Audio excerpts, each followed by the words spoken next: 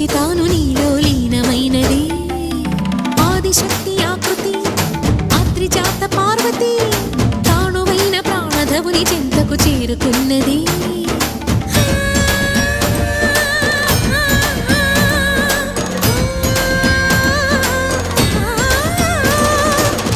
భువికి తరలించేలా ధరణి దివిని తలపించేలా